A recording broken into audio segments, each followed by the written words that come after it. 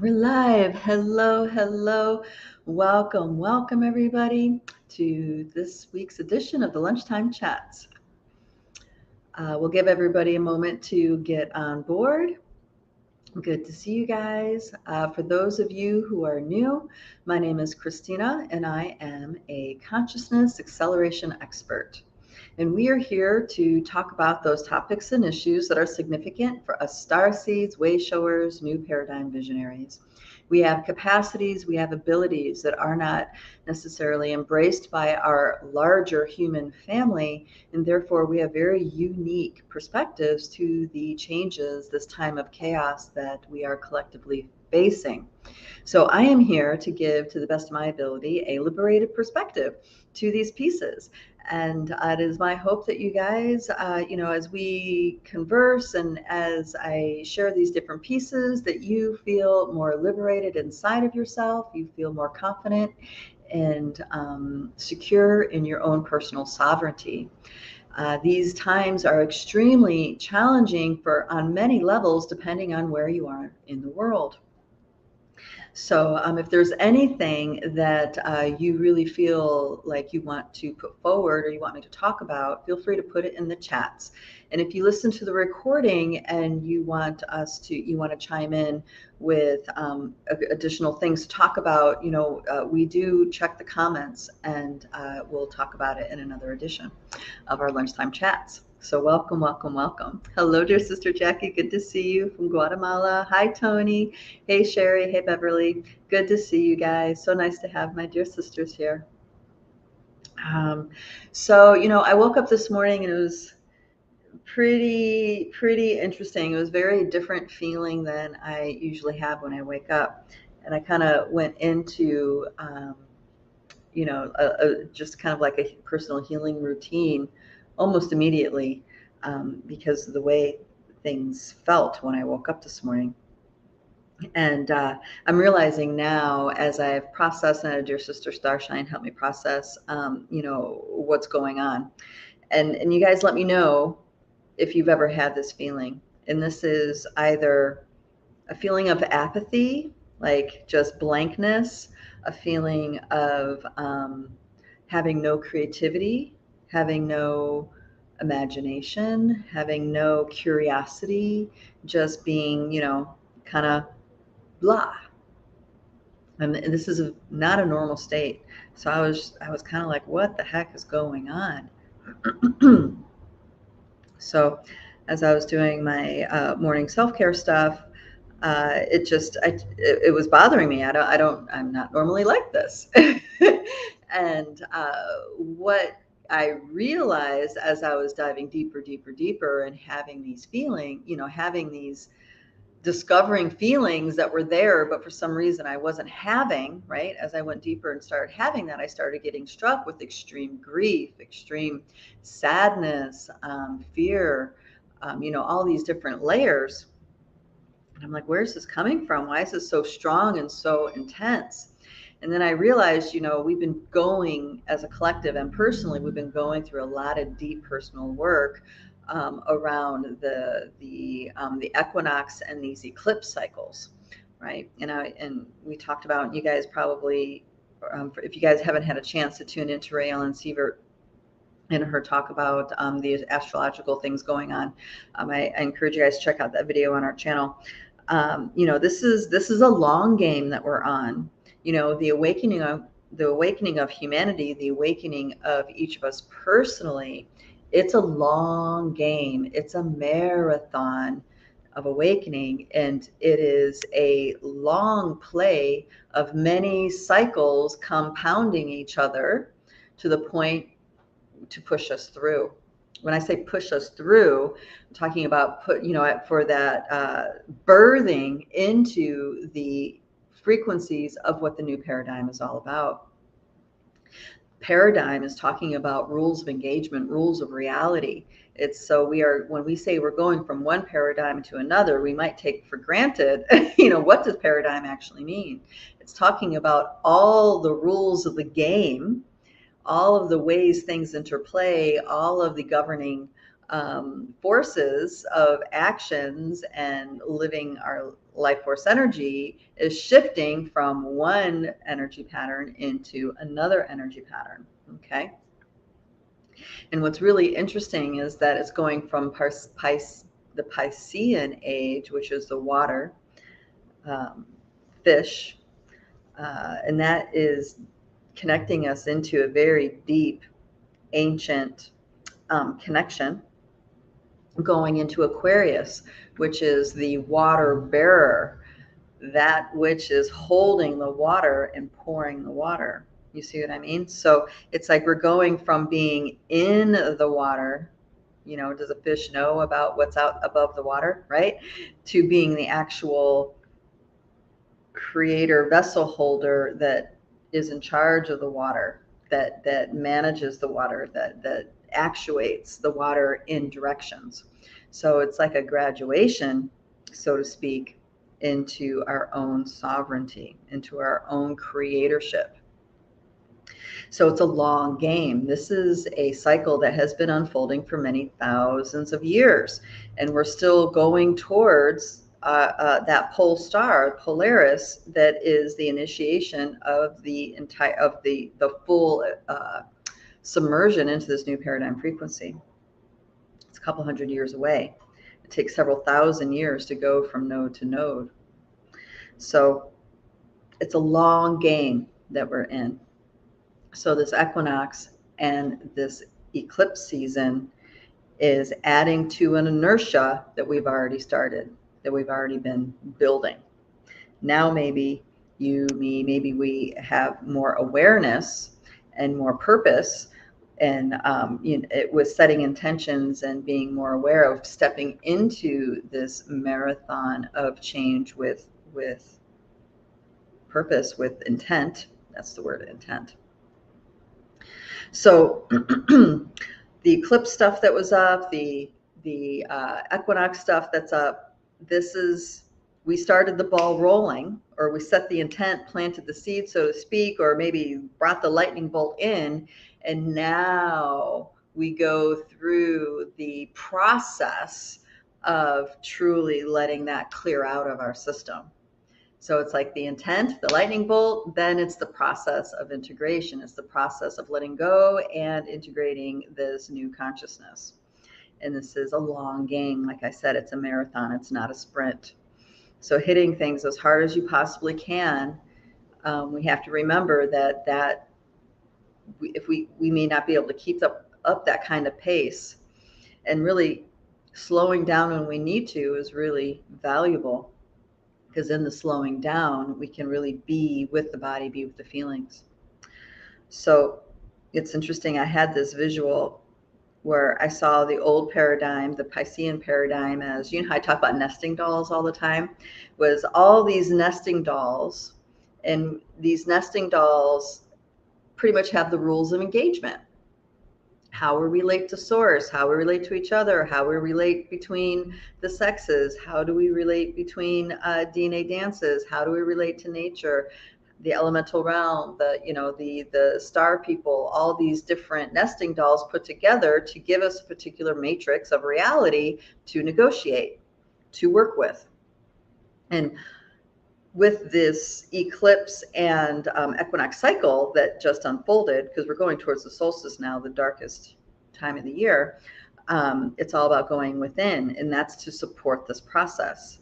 And what I saw is that these feelings about old stories from when I was a child, and different things with my relationship and my kids, and there's all these things, that these old stories, these feelings that were there. And I realized that these feelings on a deep subconscious level are attached to this old matrix, this old matrix of stuff. And as I was able to just make contact and hold space for and have these feelings, allow them to go, it was like this sticky stuff. I don't know if you guys remember silly putty, the really long silly putty that you can that stretched and was sticky. It was like that. It was like the stickiness of this matrix of the old paradigm was actually pulling away from these parts of my subconscious and my emotional body and so forth. And then as that was unstickifying, if that's the way to say it, there's refreshed energy of that new matrix of engagement of that paradigm that's coming in. Teachers that I've had in the past called it a global shamanic paradigm, is what the Aquarian age is all about. And that might seem strange because a lot of people, don't believe in energy, don't believe in the mystical, all these things. And it's like, how can we have a global shamanic paradigm? And as I see these changes happening ecologically, geographically, all these things, it's like, I can see it now. I can see how it is a global shamanic paradigm in the sense that humans are going to really need to buckle down and take care of their immediate earth, of the earth around them and the lands around them.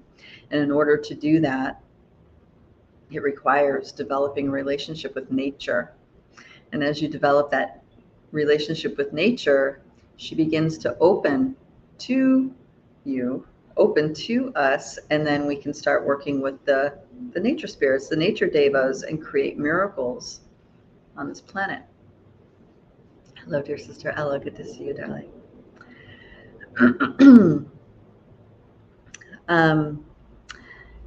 So in that way, as a mechanism of survival, humanity's going in this direction. Because our leadership, I think we can all agree where our leadership is now as far as government leadership and so on forth, they're just like driving it all to the ground. They're working towards, total fear mongering, war mongering, Armageddon. And that's going to go on until enough people say enough. When there's a large enough collective that says enough, no more. Where do we have to get to as a collective for people to do that? Right? Usually wars end because the warring parties run out of money. They run out of resources. And that could be the case this time around too, or not. What does it mean to run out of resources? I just watched this very interesting clip with, I don't know if you guys know this guy's a British guy named Russell Brand. Interesting character. I usually find him, he's usually pretty annoying, but for some reason I was able to listen to this clip, and he's revealing, acting like it was a big reveal that the U.S. Weapons manufacturers are supplying the weapons for all sides of the war. And I'm like, I thought everybody knew that already. I thought we were already all aware of that, but I guess we're not. The collective is not. So there's a point in time where we say enough, and we can say enough not by fighting the system, but by just withdrawing our energy. Similarly to how I was describing that matrix of the old paradigm attached to things inside, certain thoughts and feelings about the past that I was holding on to. And as we let go of that old paradigm stickiness fades away, and we are now able to focus our creativity, our imagination, our purpose in that other direction of that other energy. That's what it looks like. We just stop engaging. Stop giving to it.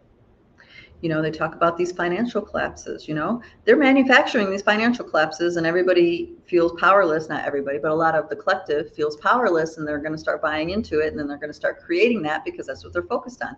That's where their emotional and energetic state is. Now, in the previous chat, I talked about our thoughts and emotions. The actions we take based on different thoughts and emotions creates timelines.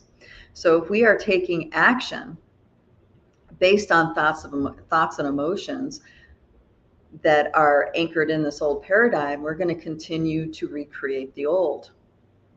But if we start tuning into other parts of us, really letting go of the past, let the past be the past, let those thoughts and feelings that we have about the past come up, have them, let them be known, and then let them continue to wash through you so you can really let go. Now there's a different thought, there's a different feeling that you're taking action on. You're taking action on perhaps from inspiration. You're taking action on the excitement of realizing a dream, or bringing beauty into the world, bring beauty to your family, to your friends, to your beloveds. Okay, taking action like that versus taking actions on feelings of obligation, feelings of heaviness, feelings of ... right? So the more we let go of the past and start taking actions on thoughts and feelings that are true to our inspiration, our soul, we're going to accelerate this process of going into this new paradigm energy and letting go of the old paradigm energy. The warmongers, those greedy agendas, all that stuff, that's all old paradigm energy. And they're going to fight for it as hard as they possibly can. But this change of this new paradigm is starting, it's a revolution from the bottom up. It's not a revolution from the leadership down. It's a revolution from the bottom up. So the bottom is crumbling bit by bit, chunk by chunk, group by group, right? And the ones at top are so focused on the agenda of that, that was shaped up by the old paradigm, they're not even going to notice until the floor starts crumbling under them. And that's when the realization is going to start to hit. And, part of this old paradigm that we're shedding is making decisions that betray ourselves, putting loyalty to other above loyalty to our own spirit. And this is what all this chaos and turmoil that we're experiencing, this is what the training ground is. It's not easy. There's a lot of pain. There's a lot of revisiting trauma. There's a lot of heartbreak, all these things. But these are all living, breathing energies inside of us that are vestiges of that old paradigm. In order to release them from our system, from the quantum entanglements, so to speak, we need to let them come up and let go. Some things we really have to let ourselves feel.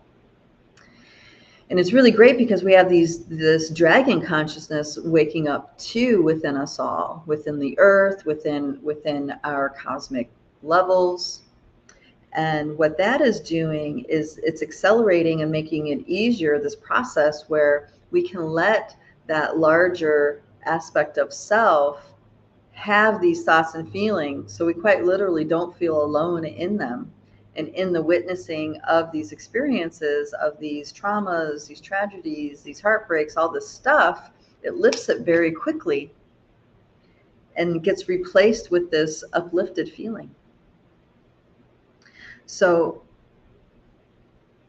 these nesting dolls of the old paradigm, how we got so wrapped up in these loops is that we would shut down in certain experiences, and therefore the soul would never get to have the experience. And then we would be looping over and over and over again because of these constructs in the Akasha in the same experience. And it would just further keep us deeper in a loop, because then we start coming to conclusions. We start making, we start doing all these disempowerment things that betray ourselves because of this external engagement. And then there's this feeling of a prison planet drama. Now, that's a experience that has been created. It's not the deeper truth. Definitely not. But when you're looping over and over again and never truly giving self the experience that it's looking for, that's how it keeps going. So these dragon levels waking up inside of us is a massive gift if we can let go of our ego driver enough to let these larger aspects of us be witness with these pains that's coming up from deep inside of our body. Our biosuits are exquisite interdimensional apparatus. It's an amazing vehicle, and it's never going to lie to you. Now, there's some narratives and belief systems, especially from the allopathic world, that, our body works against us, but that's not true. Our body is telling us where there are things that need our attention. So as we wake up to larger aspects of ourselves, the intensity of these feelings don't go away. We just have them and then they move through. And that we need to pace ourselves. We need to pace ourselves with the reality in mind that this is a marathon. We are building momentum, cycle upon cycle upon cycle upon cycle upon cycle. We're building a momentum. And where that threshold is, when we are truly out of the old paradigm matrix and we are more immersed within the new paradigm, all depends on the individual. The more individuals we have collectively having the experience of new paradigm frequencies, the more that's going to snowball and carry the rest of us with it. This is a collective experience, and that is a gift. That's not the hindrance. I know in the past, a lot of empaths, especially, and intuitives, kind of felt trapped, confined, and in pain in relationship to the collective, alienated from the collective, because we have certain frequencies that we're really aware of, and then the rest of the collective denies that it exists, like that kind of thing, and it alienates us. Or as an empath, we think and feel, we have all these data sets, but then we're lied to about it, and it creates confusion. But those are all inversions of and reversals of the truth. And the truth is that when we are connected with others in a resonance, it's a healing thing. It's an uplifting thing. That's really how the true nature of humanity is meant to be. It's just the old paradigm, the way that matrix worked, it inverted that reality and reversed it. So we had the opposite of that experience with our collective. Okay. And all of this is getting set straight more and more and more. Hey, Young Trick. All right, Young Trick has something to contribute. He says, I used to think that ego death was the only way. Now I know.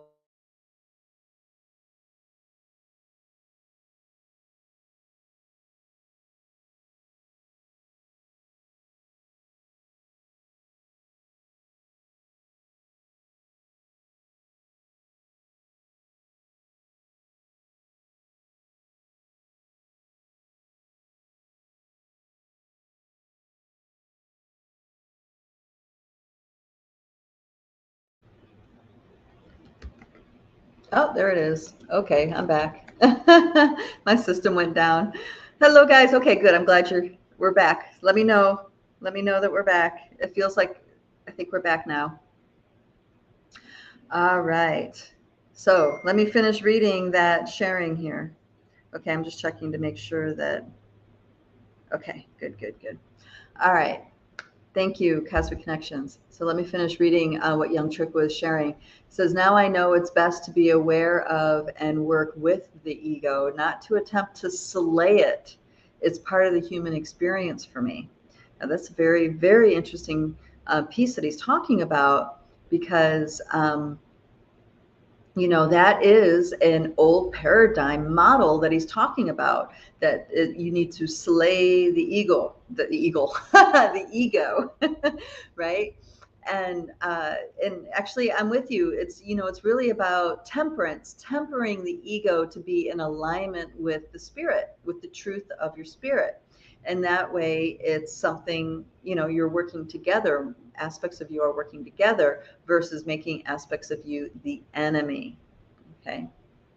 And this is part of that movement from that old paradigm matrix, nesting dollar matrix, and going into the new. It's a deeper sense of peace. It's a deeper sense of harmony with self, becoming the water bearer, the sovereign being that is in charge of pouring, of directing life force energy, life flow in different directions.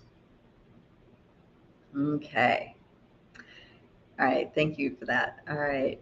Hey, Cosmic Connection. Good to see you, Jackie. We have another Jackie here. Okay. Thank you. So what does this entail? Going from slaying the ego into working with the ego. And where my being goes is into compassion, patience, forgiveness. Okay. This that ball, that black ball of all those different nesting dolls of the old paradigm, controlled our perceptions and controlled our choices through shame, guilt, trauma, okay? Trauma-based mind control, stuff like this. So that is a science that is extraterrestrial, but it's also, of course, human too, because we have our own CIA doing this kind of stuff. That's a science because they understand, there's a very clear understanding that you can turn the ego to work against the self. And we are unraveling that. We're now, with patience, temperance, compassion, forgiveness, we're now unraveling that opposition inside of ourselves so we can all be in the same direction like this. This is why so many of us feel conflicted inside and can't make decisions, because one part of us is in protection mode, keep things in a certain way mode, and the other part of us really wants liberated from all that. And those two sides don't get along. So one of the techniques that I like to use working like this is going into a deep meditative state and start calling on these other pieces of me. So say I have a decision to make and I can't make the decision, okay, because I want this and I want that. And to make a decision, it's like, oh, now I'm going to lose it on that. Make this decision, now I'm going to lose it on that, right? So going into using breathing exercises or whatever to get focused and start settling into the body and start talking to the self.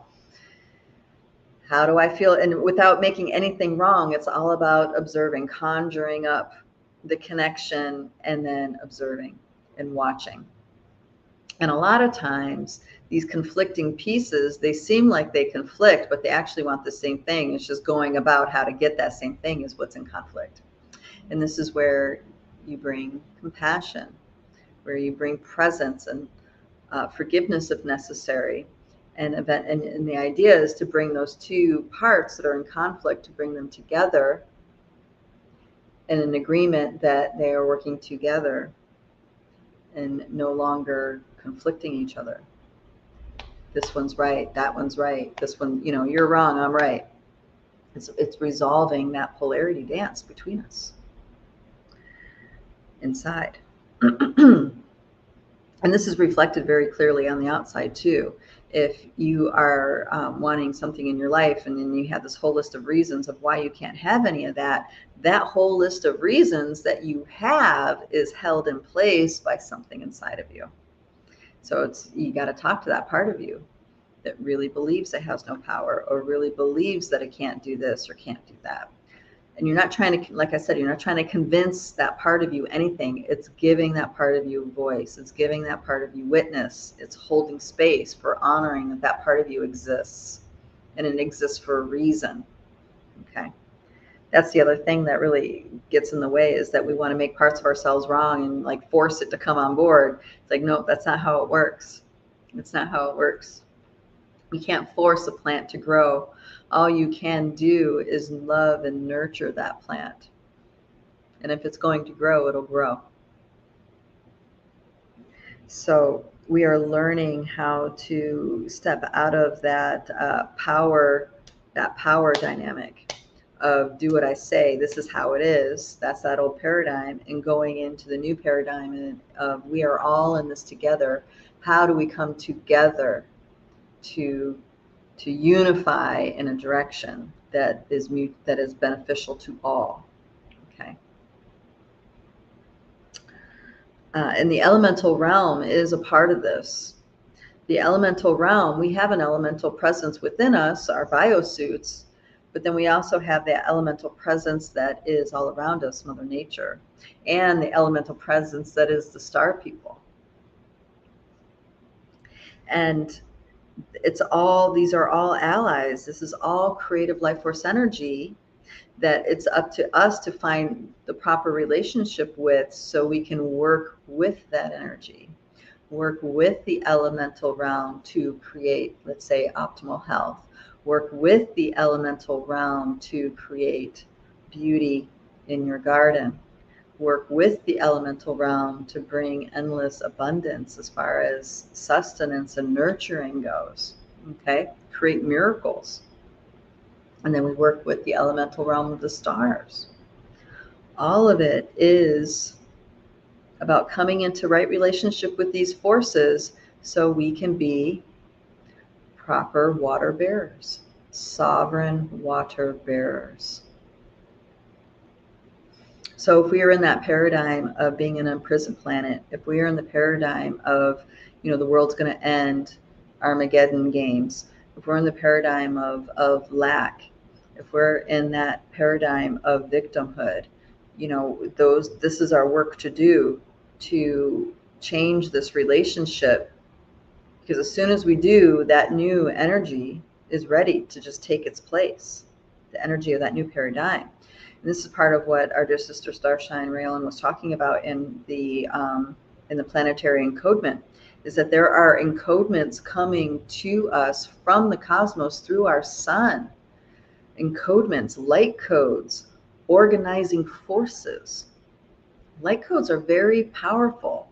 Now, and it's not a short game, it's a long game. So you can download light codes from decades ago, and they don't really start to show themselves until now. It's like planting a garden. Things grow in the pace that they grow, and it really depends on the proper environment for it to grow. For example, I believe it is a bamboo tree, one of the fastest growing trees in the world.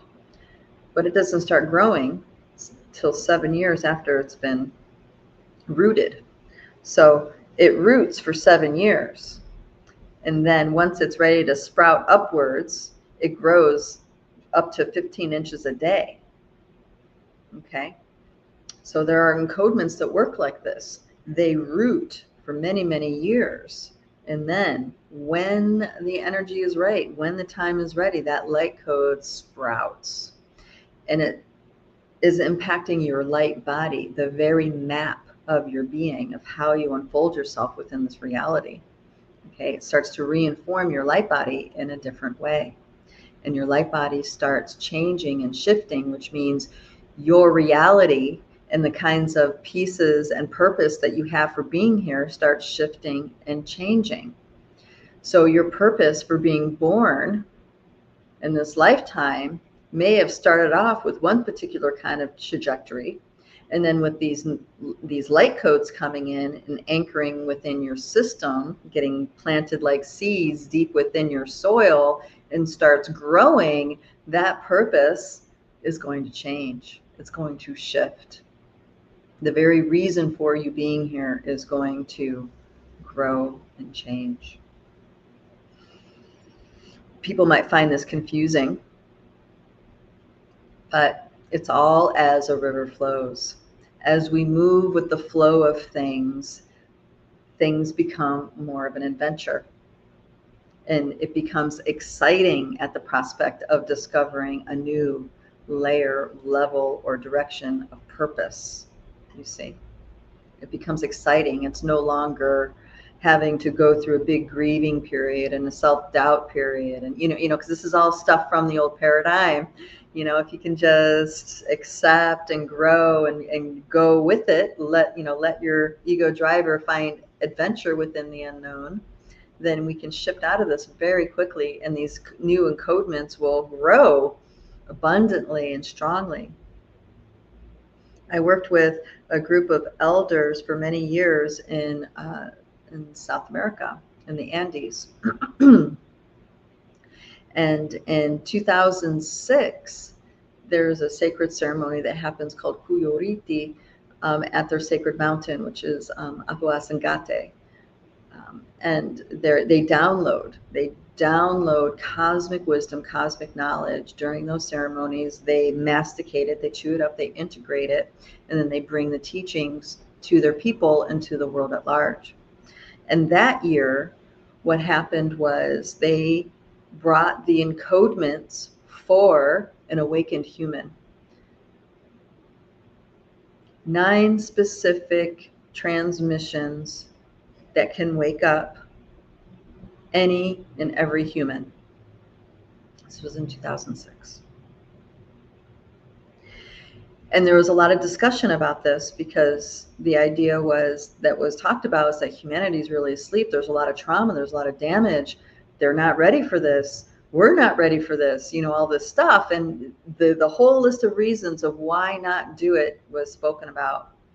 And then came the next voice, which is, good, let's start today. And that may be confusing, like, why list all this stuff out? And the reason why you list all this stuff out is so you see what's in front of you. There's nothing lurking behind you. There's nothing chasing you. There's nothing stalking you. It's all right in front of you. So when you make that decision with all of who you are, it's no surprise that those pieces are going to come forward for you that are on that list of why not. You see? And they did that. And they called it the Moon Eye Key. And far and wide, people from all over the world were there for that. Were there while I was there, and we did the transmissions, we did the prayers, went to all the different temples, did all those things, and made the agreement. Yes, we will proliferate these transmissions, and they're particularly potent because they are transmissions that are already embodied by a collective of human beings that are actively engaging and growing within these transmissions, okay, or with these transmissions. So that makes them very, very powerful. And they're still available today, these transmissions. Now, this piece that our dear sister Ray Ellen's talking about is additional refined transmissions. And one of the big pieces is reclaiming our star heritage, reclaiming the memories of our soul's journey, reclaiming the records of the star systems. I don't mean necessarily in an understanding kind of way, though that often does come with it. I mean this in a way where our subconscious is now open to the great web of life that's connecting all of the stars within us. Okay, the entire cosmos is inside of this body. You can travel to Andromeda through this biosuit. You can travel to Mars within this biosuit. You can travel to the superclusters of many different galactic collectives through this biosuit. And that's what these transmissions are doing. As our frequency comes right in the environment, these encodements activate, they grow through our system, and they completely reinform our light body. And this is why I'm so driven about working with Dreamtime, because this accelerates that process in a very beautiful, graceful way. And we can start to change the way we think, change the way we perceive, in such a profound way, in a way that's liberating rather than traumatizing. All right, we have another comment here. Dear Young Trick says, it's been a blessing to be alive in this body on this earth during this major paradigm shift. What an amazing experience just to be living it all. Indeed, indeed. And it's wonderful to really spend time and let this feeling be there.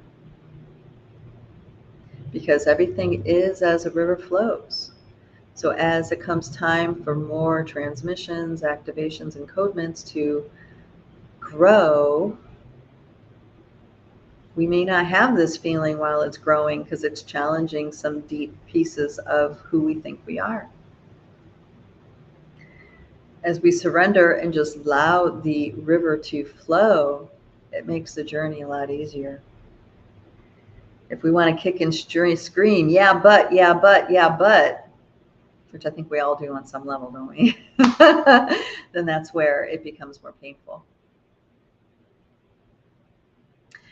And in my conversation this morning, I was talking with dear Starshine that was helping me with my block here today. And I remembered dear sister Almine. Almine is an immortal master, Toltec immortal master that was a Westerner. She was Dutch in heritage, but was born in South Africa. And it's quite a story of how she reconnected with her Toltec priesthood, but she did. And she was way, way, way, way, way ahead of her time. And I remember watching her. I remember judging her. I remember having all sorts of triggers. And when I started working with her in person, it just accelerated. Super triggered. But then I would feel amazing. Then I would be super triggered. Then I would feel amazing. Then super triggered. Okay. And that's because, she's dissolving structures. She's really hitting on limits of the mask that I would wear. We all have masks. We're all born with these masks. A lot of it starts off with our ancestry, and then we build upon it, And I got to see how I reacted when things like that were getting challenged. But the comment I was making today about her was, it was really amazing that she was so ahead of her time. And she was highly criticized by people because she was public with stuff, She was highly criticized by people who either thought it was impossible or didn't believe her or just wanted to make her wrong or whatever. And it didn't matter how intense the opposition was. It didn't matter, the heartbreak, the cruelty, any of that. Nothing deterred her from full steam moving forward. Energies would come for her to write out. She hand wrote, I think it was like 36, 30, 37, something, many books. She would hand write them all in manuscripts, and then someone would type them up. And there's times where she would be up for days just writing. But it's really a gold mine of what she did, because she was able to write out the different languages of the different beings, the star systems, the elemental realms.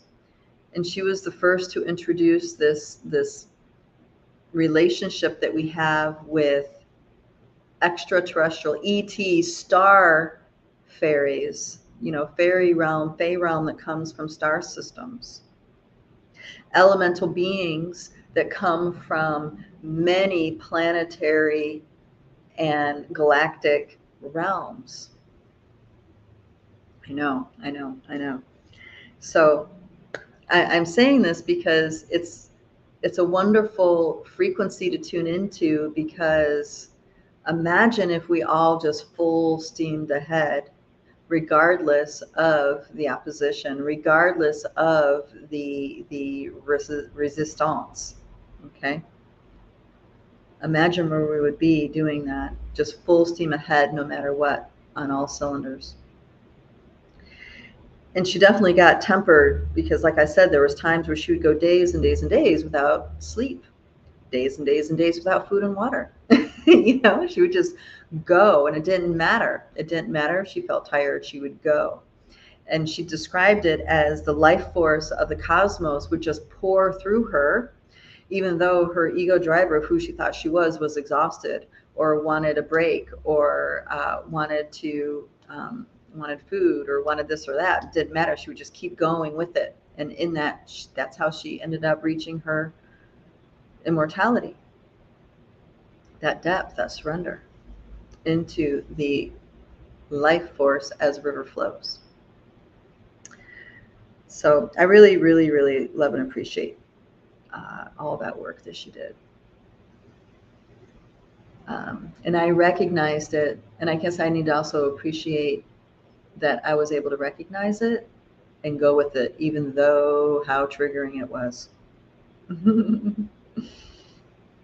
And it didn't matter how triggered I was, none of it was taken personally. She didn't take any of it personally. She knew it was all my stuff and just let me have it. So that's what we could do. Let people have their stuff, let them have it. It's theirs, it's not ours. Unless we want to make it ours for some reason. Unless it's impacting us for some reason, holding us back. So There's another piece in here. Hold on a second. It's about the elemental realm. Okay. So our elemental realm has stories to share with us. And that could be fae, that could be fairy, that could be gnome or leprechaun or troll or Sasquatch. They have ancient stories to share with us. And as we allow these stories to be shared, whether we understand them or not, doesn't matter, the frequency of that is reconnecting us with our origins as star beings, as a cosmic force manifesting through this being that we call Pachamama, through the dream of the mother. We can even say that she quite literally dreamt us into being here. Pachamama did. And of course we said yes, because the whole thing was exciting. We were thrilled. So as we go from this old paradigm series of nesting dolls matrix into the new, we're being asked to own, to be a sovereign creator in this dream. What is it that we truly want to create from inside of us? Not what's dictated to us, but what beauty comes from within us. Okay. And I imagine it being pretty scary sometimes. But if we commit one foot in front of the other, one step at a time, we fully get all of ourselves on board to make that one step, and then the next step, and then the next step, we become unstoppable, because we're committed, because we have the encodements alive inside of us that's bringing this all into being. It comes into being, we commit, we say yes, and we put one step in front of the other. And as the opportunities present, we take advantage of that opportunity, we say yes to it. And now we are taking this inside reality and making it so on the external. And this is how we dream the world into being. This is how we bring beauty. This is how we take our reality back from the warmongers.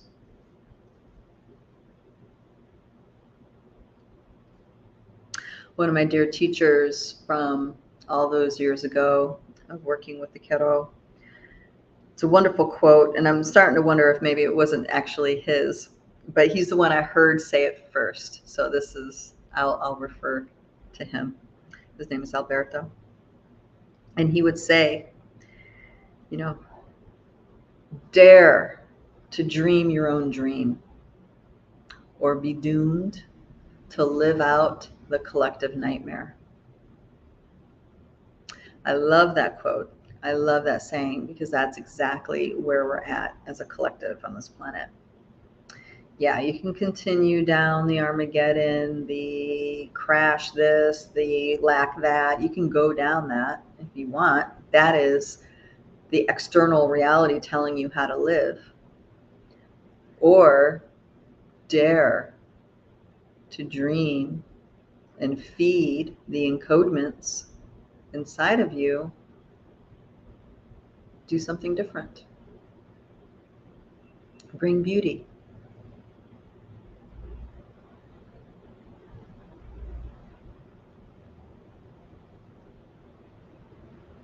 And the reason why we say bring beauty is because beauty invokes love. Love is what we feel when we witness beauty. And this is why we focus on beauty, not just love. Focus on beauty.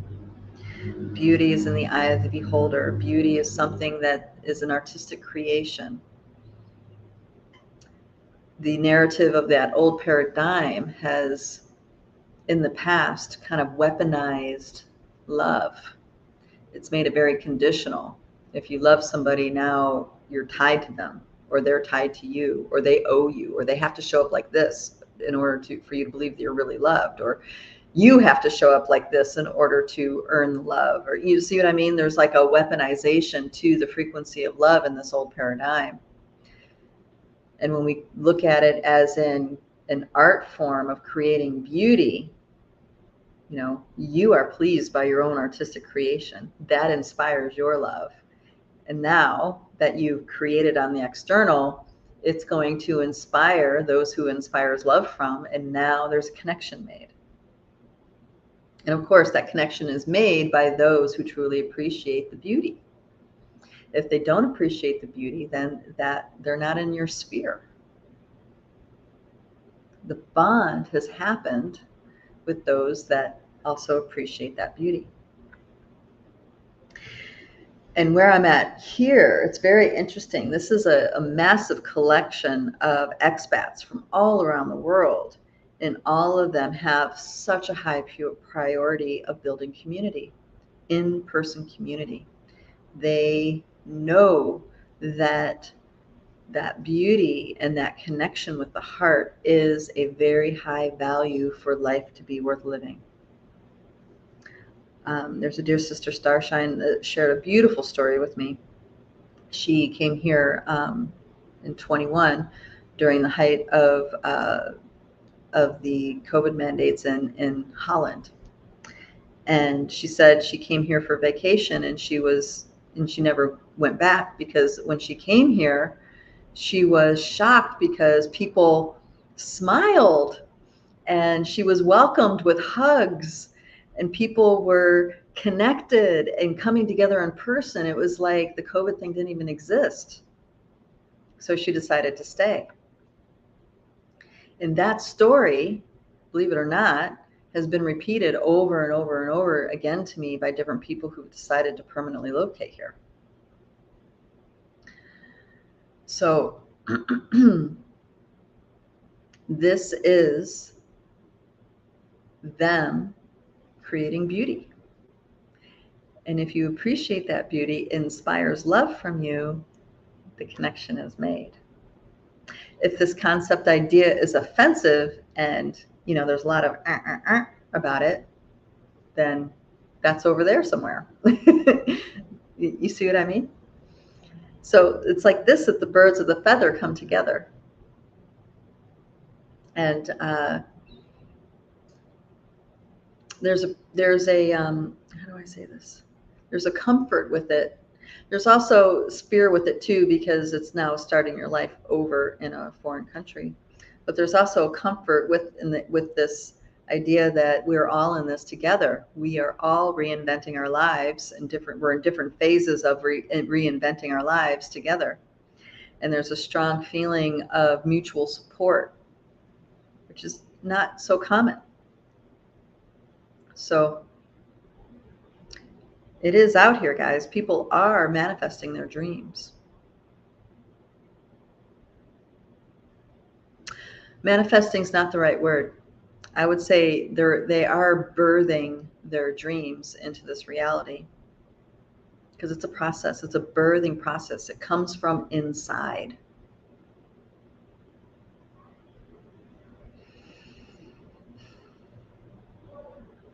And I'm going to close up by going back to this wording about the Aquarian age being the onset of a global shamanic paradigm. Because as we find ways to heal, as we find ways to raise our children, as we find ways to exist in such a manner that it's not offensive to our soul, this is how we wake up to the powers of the invisible world, and how we can utilize those powers to create healing, to create upliftment, to create what we want to create. And long ago, the another immortal master in Asia said that pretty much, you know, the world is going to be saved by the mothers of this planet. And that seems strange, but it's true, because it's the mothers that are going to protect their children. It's the true mothers that are going to find a way to make things work for their offspring, for their family. You know, it's up to the mothers. And the mothers, of course, in order for them to stand strong as as to guide the family and to nurture the kids, they need a strong father, a strong masculine presence.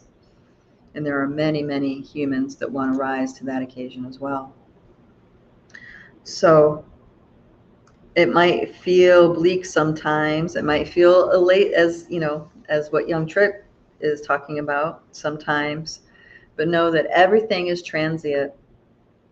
Everything is as the river flows.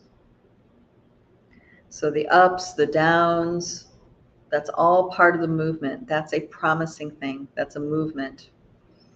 So this perception of, oh, I'm here again, and then you tell yourself you're stuck. This is a lie that we tell ourselves. It's all in movement. Yes, I'm here again because there's some part of me yet to be seen. There's something inside of me yet to be revealed. And I'm so happy to be here again so I can have another opportunity to go even deeper. And then the river continues to flow. This is how we step into our magic. I love the fairy realm, because there's a lot of song and dance within our ancient cultures that are very fairy-like. I'm reminded about my own ancestry with the Scots and the English and the Irish and the Russian. There's a lot of deep mysteries woven in still to this day in those cultures. It's all hidden in plain sight. And I'm closing with this thought because we are going into the time of the ancestors. We are going into the time towards All Hallows Eve, Las Dias Muertas, you know, the time of the dead. We're going into the season. And if we go into the season with the awareness of working with our ancestors, releasing, healing, forgiving, you know, bringing this in, then we are going to be poised perfectly for the solstice cycle, for us to truly go within and dig deep inside of ourselves about ourselves, instead of continuing to toil with the unprocessed things of our ancestors. Okay. This is a great time to do ancestral work, to do death rites, to do any of these pieces that that we have available to us. All righty. Oh boy, time just flies by, doesn't it? Time just flies by. All right. Well, thank you everybody for being here. So we are going into this time of the ancestors, and I encourage all of you to check out our Light Body Essentials that we have going on. Light Body Essentials is working in 3 different tiers. One, it's learning tools, techniques, knowings on how to build a strong energy field, a resilient energy body, and gain command of your empathic gifts. And then we have another fold of that where it's quantum activations, clearing out the energies, tilling the soil for these transmissions to come in and be welcomed by a fertile garden. And then we have energy tracking clinic, where you get to experience tracking energy as a group.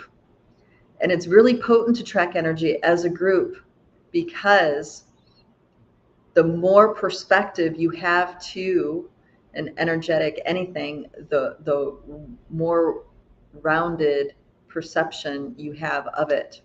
So we can step out of this paradigm of competing with our intuitive data sets, or step out of the paradigm of struggling with confliction with energetic data sets, and instead bringing our data sets forward in a way that creates a larger picture of what it is we're tracking into. It's a council. It's creating a council, the capacity to be in a council. So I encourage you guys to check that out. That is our Light Body Essentials.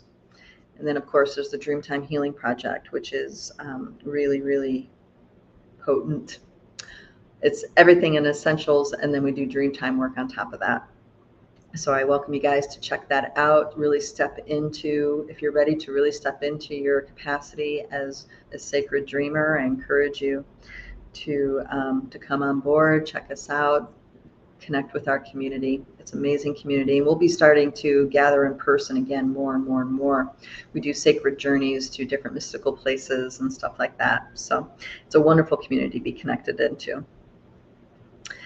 And with that, I will give you my farewells. Thank you. You guys all have a blessed week.